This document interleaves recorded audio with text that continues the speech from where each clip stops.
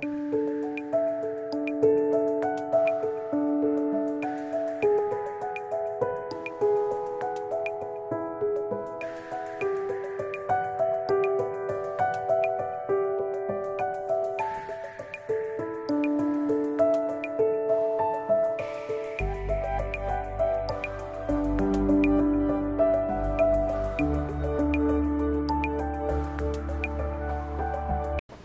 think the black women who inspired me begin right in my own family. My mother, my grandmother. I come from a very closely knit family that talks about where we come from and the sacrifices that those before us have made. And my mother was always a working mother, and so she was really a role model for me for how you could have a career but also make sure that your family's first. And so I think back upon my childhood, and the role model that she was really helped me grow up into be the kind of adult I am, both as a mother and as a business person, someone committed to public service, someone who is constantly trying to figure out what more we can do to make the world a better place. I got all of that from my mom. The first time I saw myself in a public setting was when I was the Commissioner of Planning and Development for the City of Chicago, and I used to be painfully shy. And the thought of doing any public speaking really made me nauseous.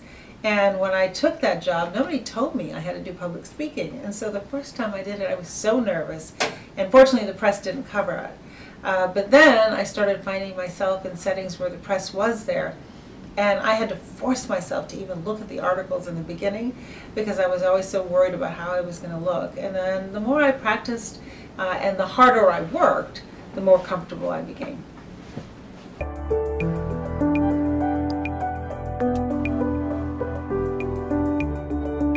Well, I think I developed a pretty tough skin because I was so well loved as a young person.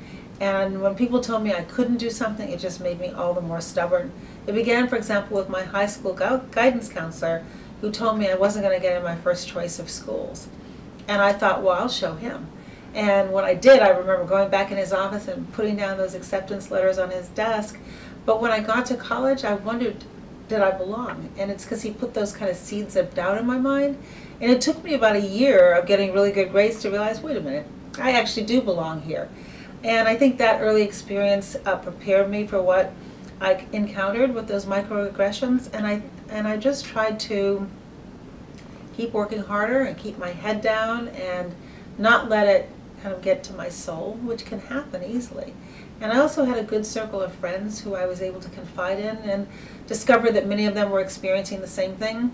And so we would share like techniques of trying to deal with it. And I think as I got older, part of what I wanted to do was to be a role model and a mentor and an advocate for people who look like me, who were perhaps experiencing the same thing, so that I could make it a little easier for them than it had been for me.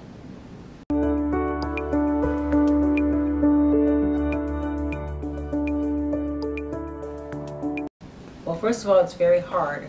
And I used to think, well, if I were just smarter, if I worked harder, if I slept fewer hours, if I were better organized, more efficient, maybe it wouldn't be so hard. And as I grew older, I realized, no, there are some real structural impediments and cultural impediments, biases, that make it unnecessarily hard on us as black women. And so what I say to the younger generation is, you're fine. Just keep working, look for mentors, open up, make yourself vulnerable so people want to invest in you. But it is just a real challenge. And I think part of what I ask people to do is to say, well, be a part of the solution.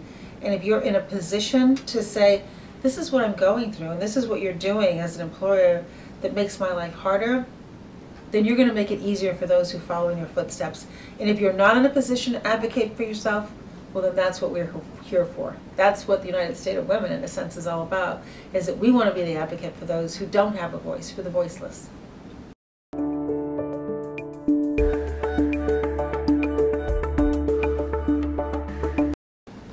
Well, I think our potential is enormous. I'm heartened to see so many black women advance in their fields, but we're still too often the only. And what we have to make sure is that when we're the first, we leave the door open for the many. And that means that we have to take time to not just advance our own careers, but look at how we can be helpful to those who are coming along in our footsteps. there is safety in numbers. It always feels better when you walk in a room and you see people who look like you in the room. So if you're in the room, leave that door open and figure out how you can mentor some younger women. And for the young women out there, I can just say to you, you have to work twice as hard, and that's not fair, but that's the reality. And there's really nothing wrong with hard work. And then make sure that you build the relationships with people who are going to be able to help you down the line. I think sometimes we're so busy focusing on the work product that we forget every single opportunity I've had in life is because someone has invested in me and created an opportunity for me, and I came to the table prepared for it. And so it's really a two-way street. You've got to be over-prepared, and you also have to have the relationships that are going to help open the doors for you. And if you're already in the door, open it for somebody else.